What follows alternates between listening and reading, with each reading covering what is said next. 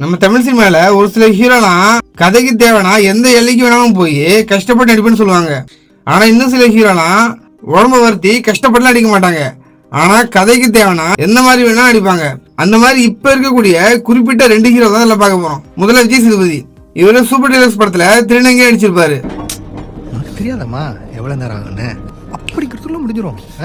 அதுல இப்படி ஒரு சீன் வந்திருக்கும். கொடுக்குற நானே தயங்கலையே, வாங்குற நீ கலங்கலாமா? கதவு முடியாது, கூச்சமா இருக்கு. இவர் நினைச்சிருந்தா அந்த சீனை நான் பண்ண மாட்டேன்னு சொல்லி விலகி இருக்கலாம். ஆனா இவரு அந்த சீனை ரொம்ப நல்லா அடிச்சு கொடுத்திருக்காரு. அடுத்து தனுஷ்.